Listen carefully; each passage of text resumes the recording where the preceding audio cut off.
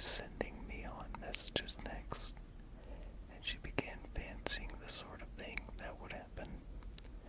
Miss Alice, come here directly and get ready for your walk. Coming in a minute, nurse. But I've got to see that the mouse doesn't get out. Only I don't think, Alice went on, that they'd let Dinah stop in the house if it began ordering people about like that.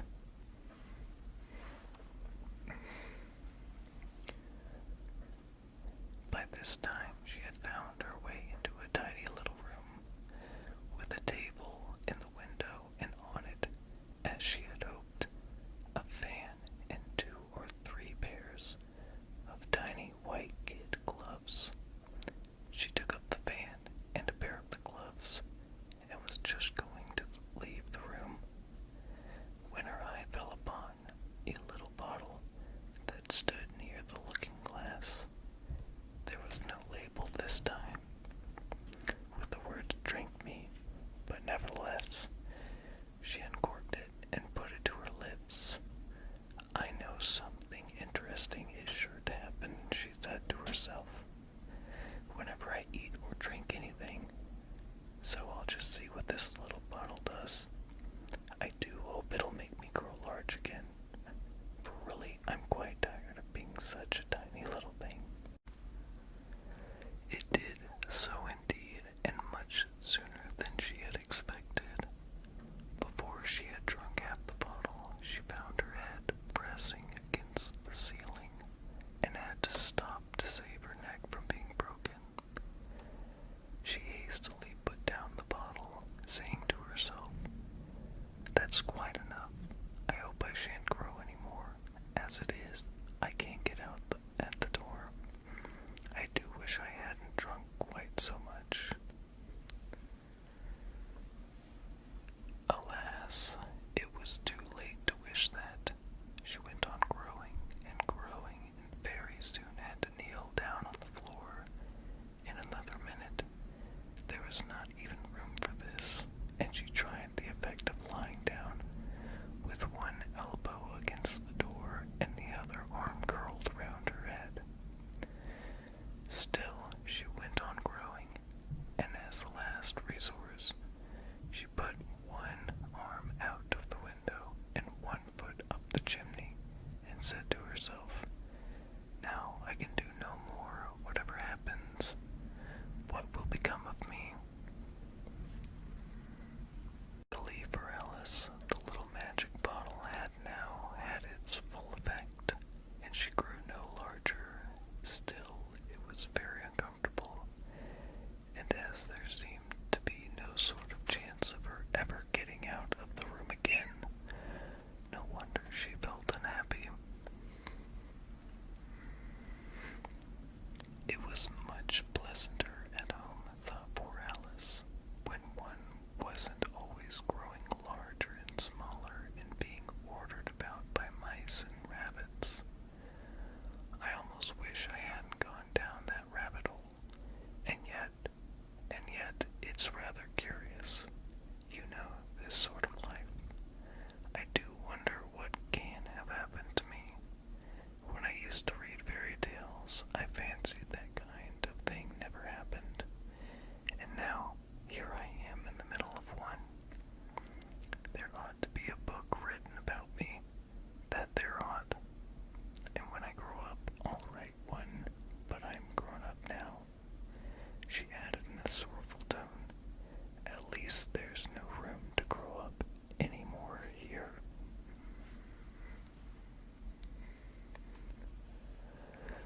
But then, thought Alice, shall I never get any older than I am now? That'll be a comfort, one way never to be an old woman, but then always to have lessons to learn. Oh, I shouldn't like that.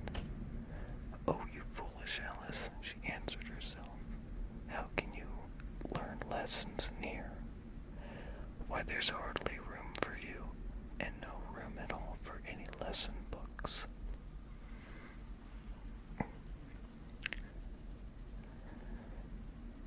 And so she went on,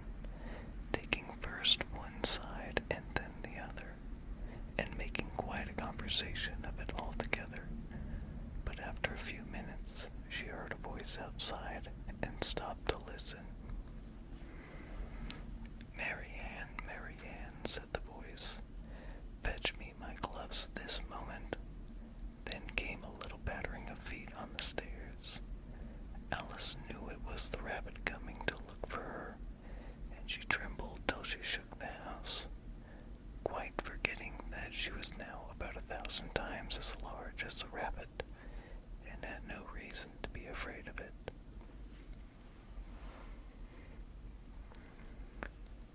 Presently, the rabbit came up to the door and tried to open it. But as the door opened inwards and Alice's elbow was pressed hard against it, that attempt proved a failure. Alice heard it say to itself, "Then I'll go round and get in at the window." "That you won't," thought Alice, and after waiting till she fancied she heard the rabbit just under the window, she suddenly spread out her hand and made a snatch in the air. She did not get hold of anything, but she heard a little shriek in the fall and a crash of broken glass, from which she concluded that it was just possible it had fallen into a cucumber frame or something of the sort.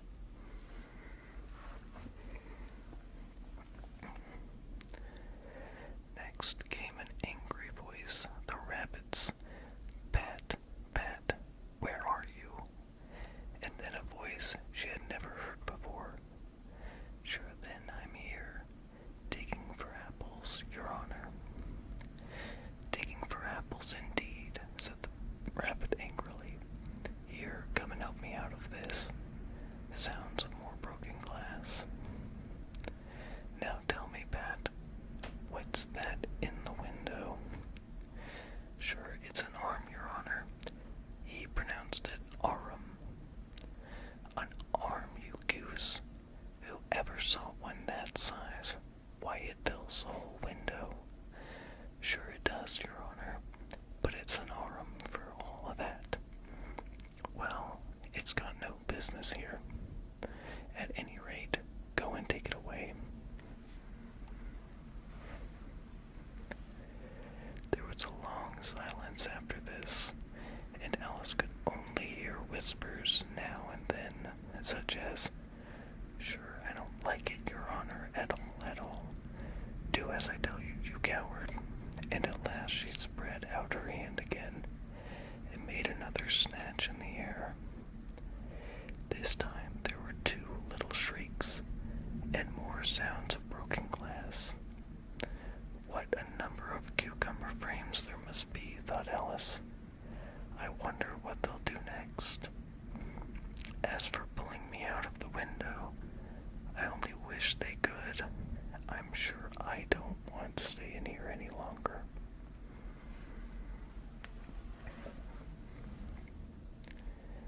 She waited for some time without hearing anything more. At last came a rumbling of little cartwheels, and the sound of a good many voices all talking together. She made out the words, "Where's the other ladder? Why, I hadn't to bring but one. Bill's got the other. Bill, betcha dear lad. Here, put 'em up at this corner. No, tie 'em together first. They don't reach half high enough yet. Oh, they'll do well enough. Don't be particular. Here, Bill, catch hold of this rope. Will the roof bear? Mind that loose slate. Oh, it's coming down. That's below." A loud crash. Now who did that? It was Bill, I fancy. Who's to go down the chimney? Nay, I shan't. You do it. That I won't, then.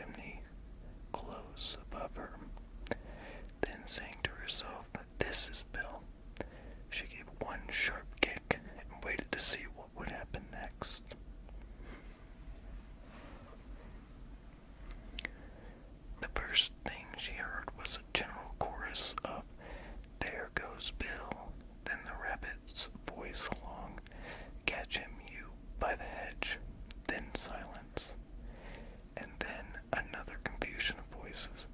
"Hold up his head. Brandy now, don't choke him." "How was it, old fellow? What happened to you? Tell us all about it." Last came a little feeble, squeaking voice. "That's Bill," thought Alice. "Well, I hardly know no more, thank ye. I'm better now, but I'm a deal too flustered to tell you. All I know is something comes at me like a jack-in-the-box, and up I goes like a skyrocket."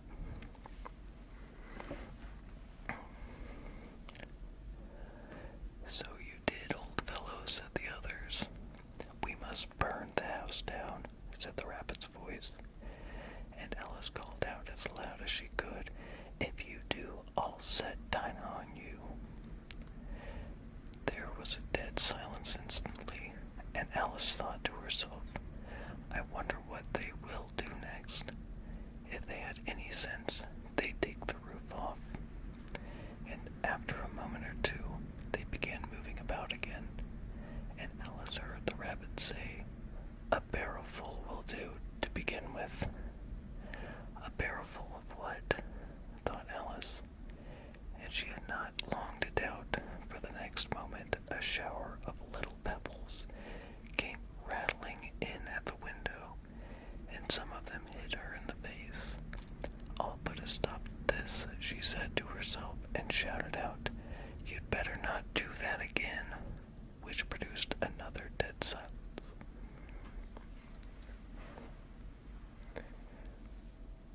Alice noticed with some surprise that the pebbles were all turning into little cakes, as if they lay on the floor, and a bright idea came into her head.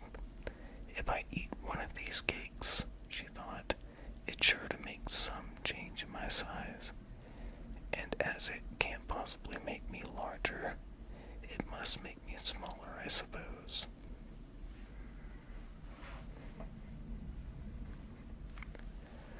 So she swallowed one of the cakes and was delighted to find that she began shrinking directly. As soon as she was small enough to get through the door, she ran out of the house and found quite a crowd of little animals and birds waiting outside. The poor little lizard, Bill, was in the middle, being held up by two guinea pigs who were giving it something out of a bottle. They all made a rush at Alice the moment she appeared, but she ran off as hard as she could, and soon found herself safe in a thick wood.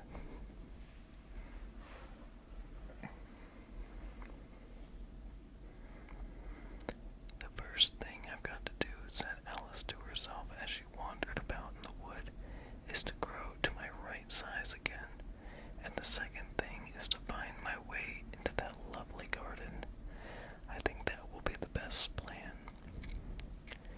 It sounded an excellent plan, no doubt, and very neatly and simply arranged.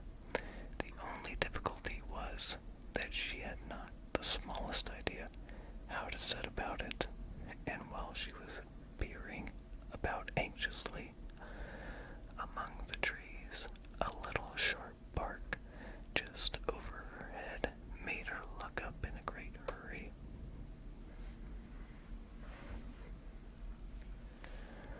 An enormous puppy was looking down at her with large round eyes, and feebly stretching out one paw, trying to touch her. "Poor little thing," said Alice in a coaxing tone, and she tried hard to whistle to it, but she was terribly frightened all the time at the thought that it might be hungry, in which case it would be very likely to eat her up, in spite of all of her coaxing.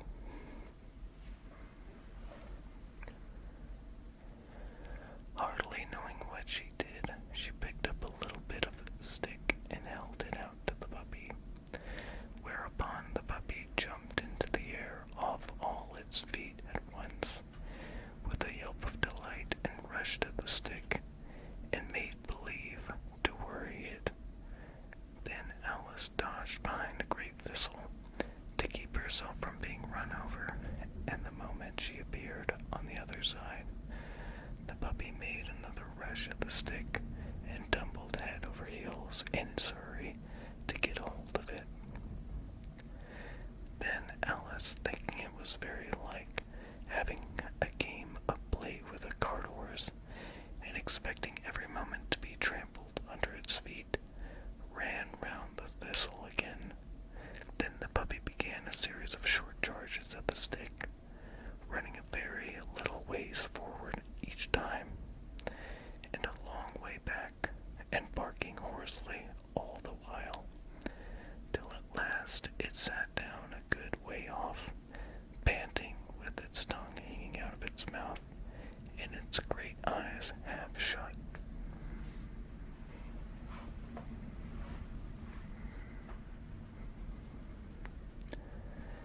This seemed to Alice a great opportunity for making her escape, so she set off at once and ran till she was quite tired and out of breath, until the puppy's bark sounded quite faint in the distance.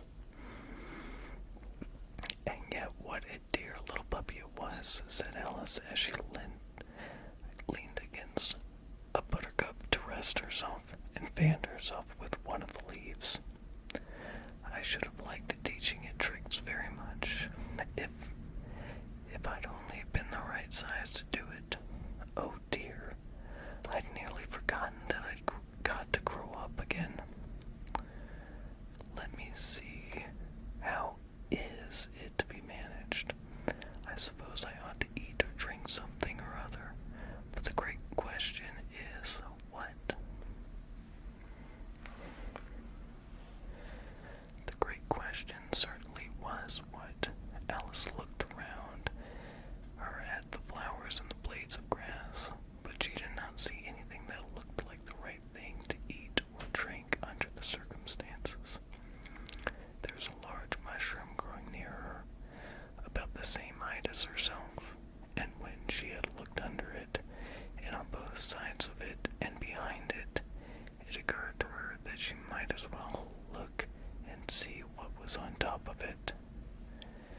She stretched herself up on tiptoe and peeped over the edge of the mushroom, and her eyes immediately met those of a large blue caterpillar that was sitting on the top with its arms folded, quietly smoking a long hookah and taking not the smallest notice of her or of anything else.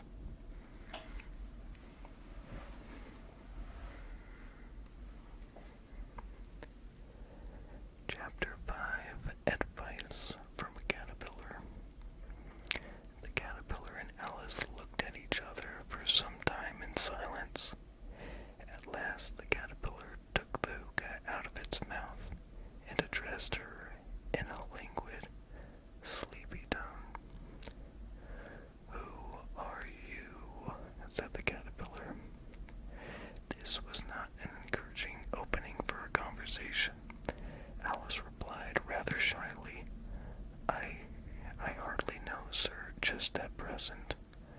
At least I know who I was when I got up this morning, but I think I must have been changed several times since then."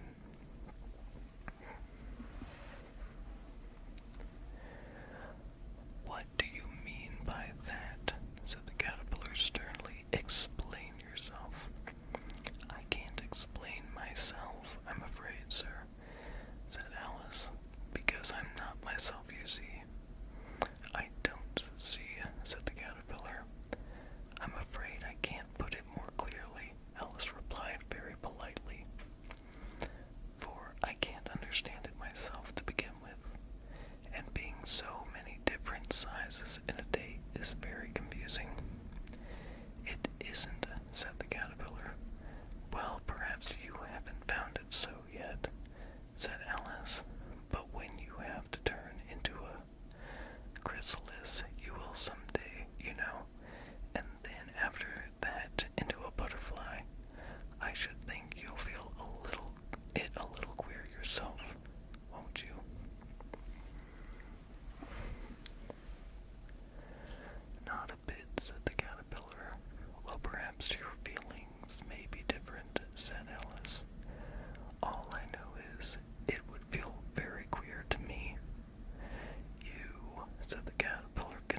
contemptuously, "Who are you?" which brought them back again to the beginning of the conversation. Alice felt a little irritated at the caterpillars making such very short remarks, and she drew herself up and said very gravely, "I think you ought to tell me who you are first." "Why?" said the caterpillar. Here was another puzzling question, and as Alice could not think of any good reason, and as the caterpillar seemed to be in a very unpleasant state of mind, she turned away.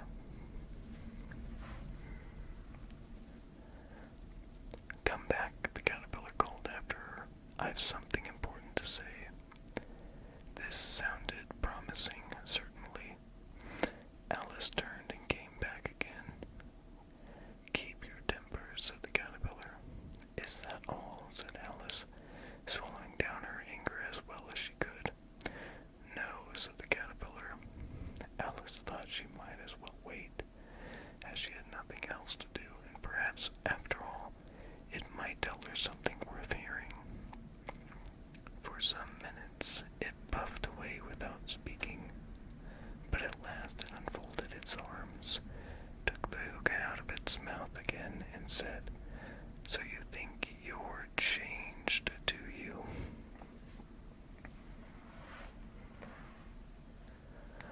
"I'm afraid I am, sir," said Alice. "I can't remember things as I used, and I don't keep the same size for 10 minutes together." "Can't remember what things?" said the caterpillar. "Well, I've tried to say, 'How doth the little busy bee?' but it all came different." Alice replied in a very melancholy voice, "Repeat, 'You are old, Father William,'" said the caterpillar. Alice folded her hands and began. "You are old, Father William," the young man said, "and your hair has become very white, and yet you incessantly stand on your head. Do you think at your age it is right?"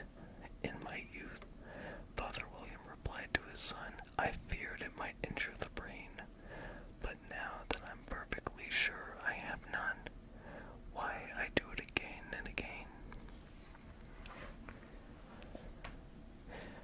"You are old," said the youth, "as I mentioned before, and have grown most uncommonly fat. Yet you turned a back somersault in at the door. Pray, what is the reason of that?" "In my youth," said the sage,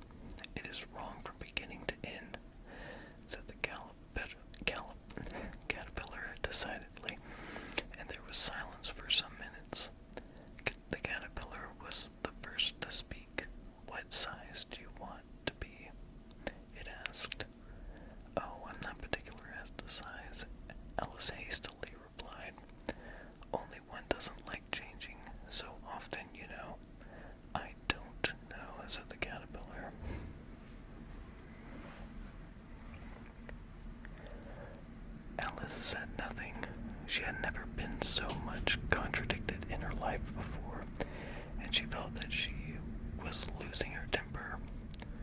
"Are you content now?" said the caterpillar. "Well, I should like to be a little larger, sir, if you wouldn't mind," said Alice. 3 inches is such a wretched height to be. "It is a very good height indeed," said the caterpillar angrily, rearing itself upright as it spoke. "It was exactly 3 inches high, but I'm not used to it," pleaded poor Alice in a piteous tone, and she thought of herself, "I wish the creatures wouldn't be so easily offended." "You'll get used to it in time," said the caterpillar, and it put the hookah into its mouth and began smoking again. This time Alice waited patiently until it chose to speak again. In a minute or two, the caterpillar took the hookah out of its mouth and yawned once or twice and shook itself. Then it got down off the mushroom and crawled away in the grass, merely remarking as it went, "One side will make you grow taller, and the other side will make you grow shorter." "One side of what? The other side of what?" thought Alice up to herself. "Of the mushroom," said the caterpillar, just as if she had asked it aloud, and in another moment it was out of sight. Alice remained looking thoughtfully at the mushroom for a minute, trying to make out which were the 2 sides of it, and as if it was perfectly round, she found this a very difficult question. However, at last she stretched her arms round it as far as they would go, and broke off a bit of the edge with each hand.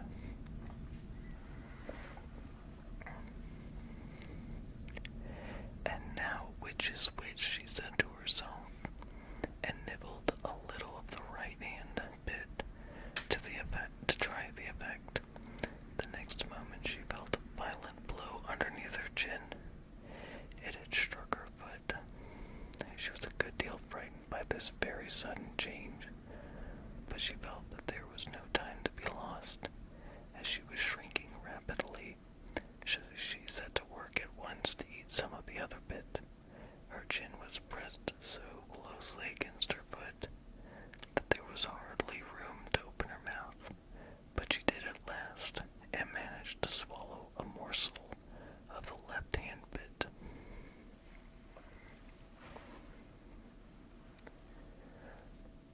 "Come, my head's free at last," said Alice in a tone of delight, which changed into alarm in another moment when she found that her shoulders were nowhere to be found. All she could see, when she looked down, was an immense length of neck, which seemed to rise like a stalk out of a sea of green leaves that lay far below her.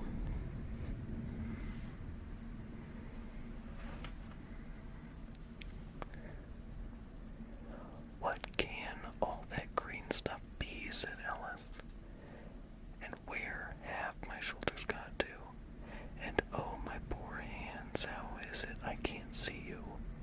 She was moving them about as she spoke, but no result seemed to follow, except a little shaking among the distant green leaves.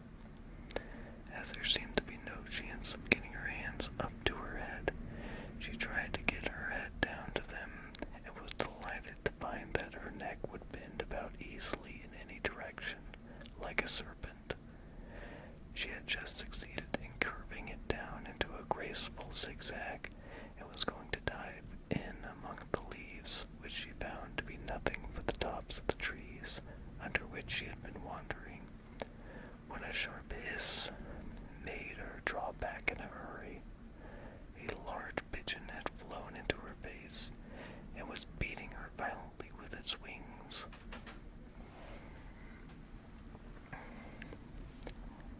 "Serpent!" screamed the pigeon. "I'm not a serpent," said Alice indignantly. "Let me alone." "Serpent, I say again," repeated the pigeon, but in a more subdued tone, and added with a kind of sob, "I've tried every way and nothing seems to suit them.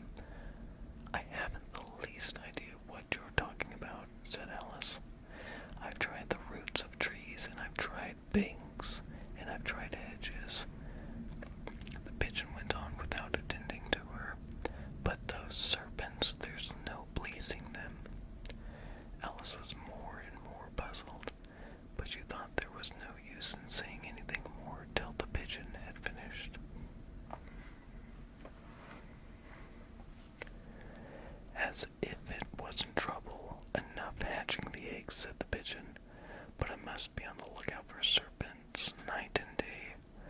Why, I haven't had a wink of sleep these 3 weeks.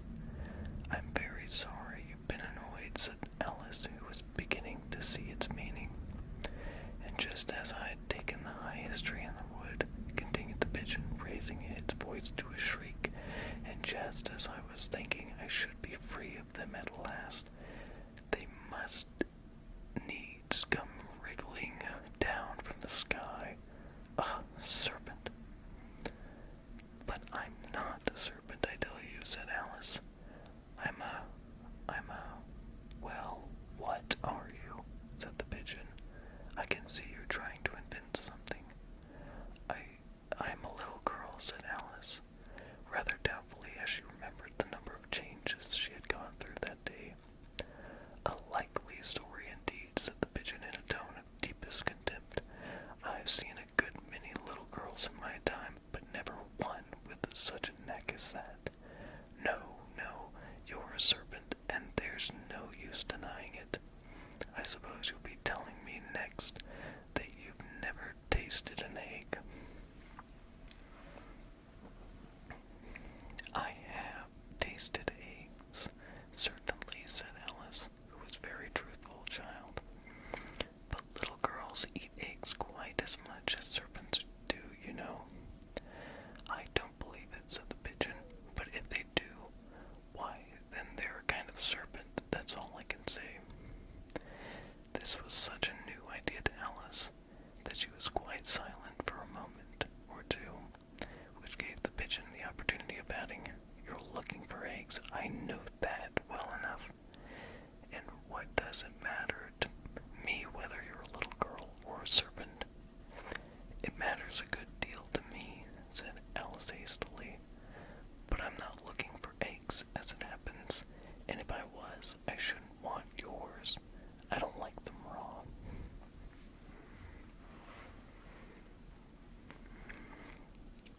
Well, be off then, said the pigeon in a sulky tone as it settled down again into its nest.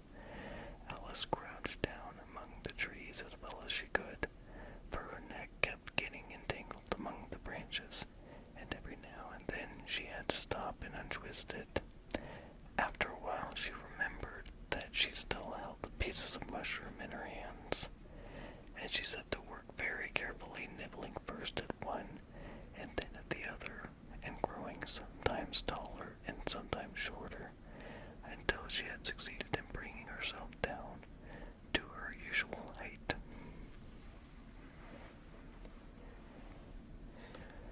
It was so long since she had been anything near the right size that it felt quite strange at first, but she got used to it in a few minutes and began talking to herself as usual. Come, there's half of my plan done now. How puzzling all these changes are. I'm never sure what I'm going to be from one minute to another. However, I've got back to my right size. The next thing is to get to that beautiful garden. How is that to be done, I wonder? As she said this, she came suddenly upon an open place with a little house in it about 4 feet high. Whoever lives there, thought Alice, it'll never do to come upon them this size. Why, I should frighten them out of their wits. So she began nibbling at the right-hand bit again, and did not venture to go near the house till she had brought herself down to 9 inches high. Chapter 6. Pig and Pepper. For a minute or two she stood looking at the house and wondering what to do next.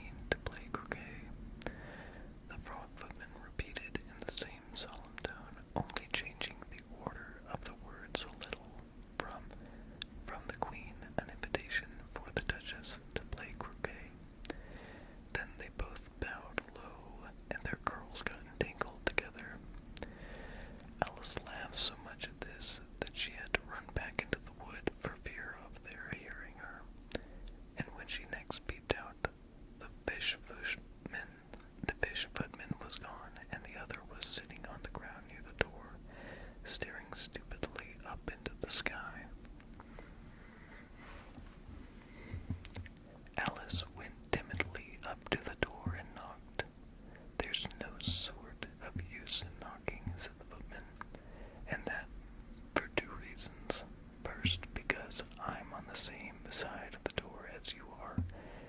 Secondly, because they're making such a noise inside, no one could possibly hear you. And certainly there was a most extraordinary noise going on within, a constant howling and sneezing, and every now and then a great crash, as if a dish or kettle had been broken to pieces. "Please, then," said Alice, "how am I to get in?"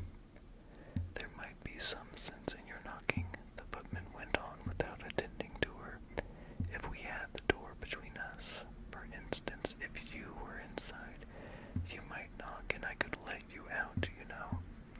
He was looking up into the sky all the time he was speaking, and this Alice thought decidedly uncivil. "But perhaps he can't help it," she said to herself. "His eyes are so very nearly at the top of his head, but at any rate he might answer questions. How am I to get in?" she repeated aloud. "I shall sit here," the footman remarked, "till tomorrow." At this moment the door of the house opened, and a large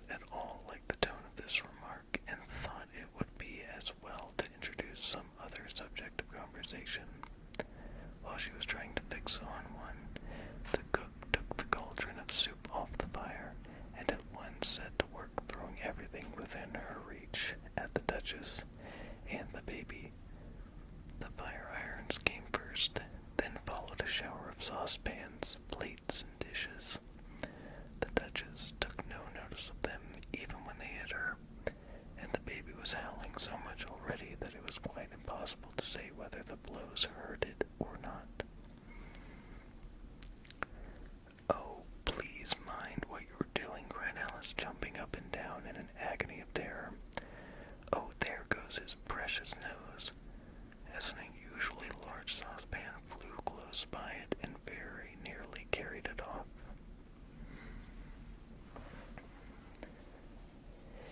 If everybody minded their own business, the Duchess said in a hoarse growl, the world would go round a deal faster than it does. Which would not be an advantage, said Alice, who felt very glad to get an opportunity of showing off a little of her knowledge. Just think of what work it would make with the day and night. You see, the earth takes 24 hours to turn on its axis. Talking of axes, said the Duchess, chop off her head. Alice glanced rather anxiously at the cook to see if she meant to take the hint. But the cook was busily stirring the soup and seemed not to be listening, so she went on again. 24 hours, I think, or is it 12? Oh, don't bother me, said the Duchess. I never could abide figures. And with that she began nursing her child again, singing a sort of lullaby to it as she did so, and giving it a violent shake at the end of every line.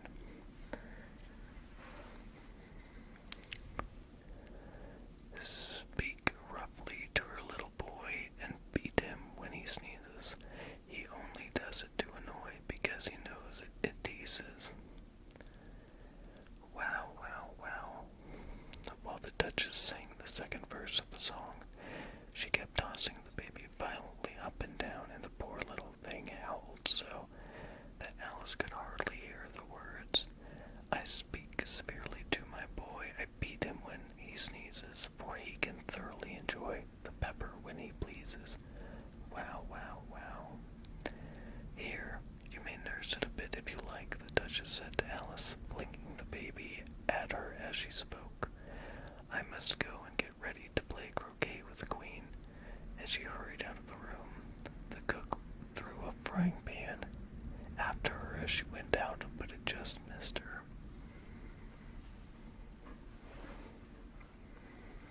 Alice caught the baby with some difficulty, as it was a queer-shaped little creature and held out its arms and legs in all directions.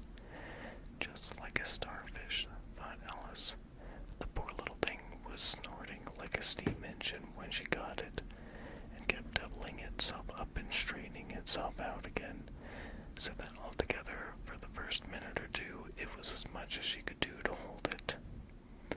As soon as she could make out the proper way of nursing it, which was to twist it up into a sort of knot, and then keep it tight hold of its right ear and left foot, so as to prevent its undoing itself, she carried it out into the open air.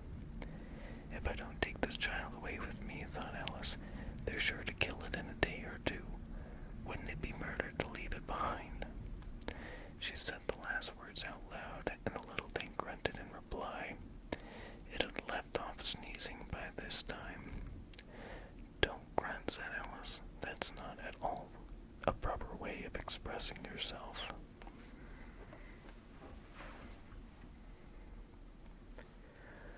The baby grunted again, and Alice looked very anxiously into its face to see what was the matter with it. There could be no doubt that it had a very turned-up nose, much more like a snout than a real nose. Also, its eyes were getting extremely small for a baby. Although Alice did not like the look of the thing at all. But perhaps it was only sobbing, she thought, and looked into its eyes again to see if there were any tears. No, there were no tears. If you're going to turn into a pig, my dear, said Alice seriously, I'll have nothing more to do with you. Mind now. The poor little thing sobbed again, or grunted, it was impossible to say which, and they went on for some while in silence. Alice was just beginning to think to herself, now what am I to do with this creature when I get it home? When it grunted again so violently that she looked down into its face in some alarm. This time there could be no mistake about it. It was neither more nor less than a pig, and she felt that it would be quite absurd for her to carry it further.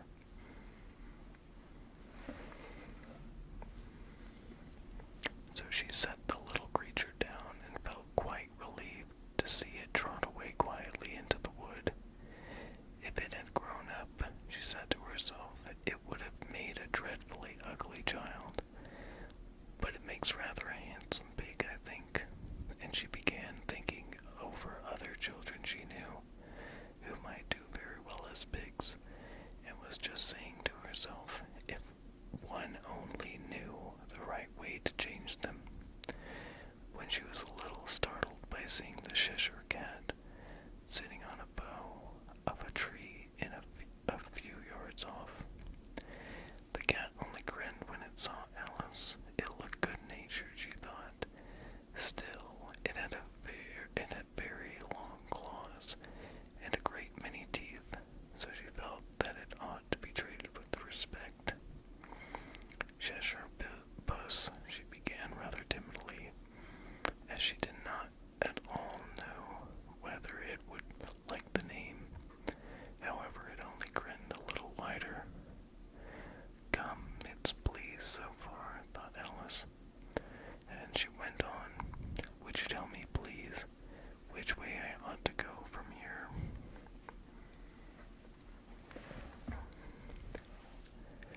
That depends a good deal on where you want to get to, said the cat.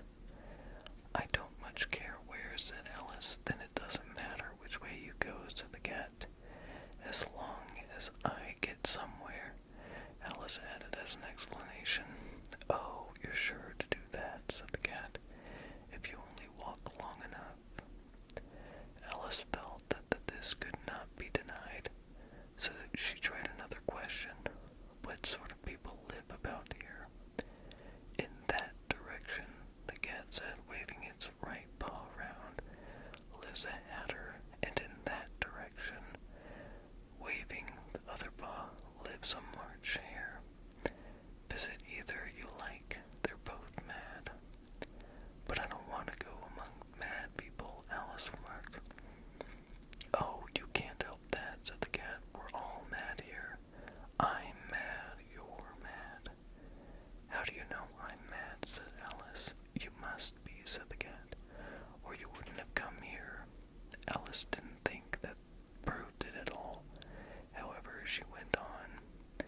And how do you know that you're mad? To begin with, said the cat, a dog's not mad. You grant that. I suppose so, said Alice. Well, then, the cat went on. You see, a dog growls when it's angry and wags its tail when it's pleased. Now I growl when I'm pleased and wag my tail when I'm angry. Therefore, I'm mad. I call it purring, not growling, said Alice. Call it what you like, said the cat. Do you play croquet with the Queen today? I should like it very much, said Alice, but I haven't been invited yet. You'll see me there, said the cat, and vanished.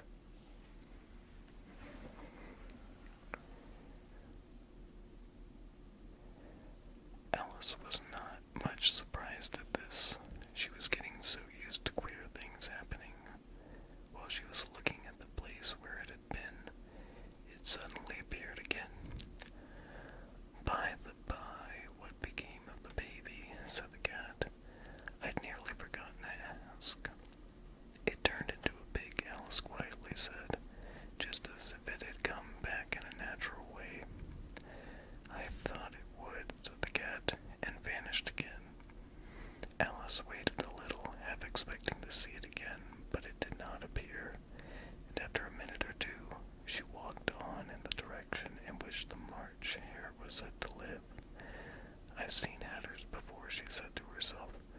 The March hare will be the most interesting, and perhaps as this is May, it won't be raving mad, at least not so mad as it was in March. As she said this, she looked up, and there was the cat again, sitting on a branch of a tree.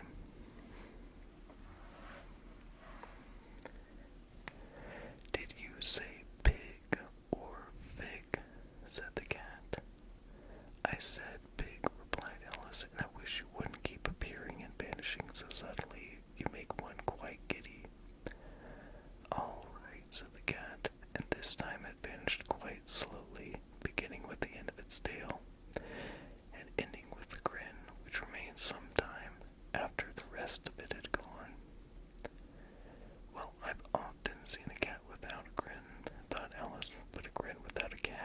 It's the most curious thing I ever saw in my life. She had not gone much farther before she came in sight of the house of the Marcher.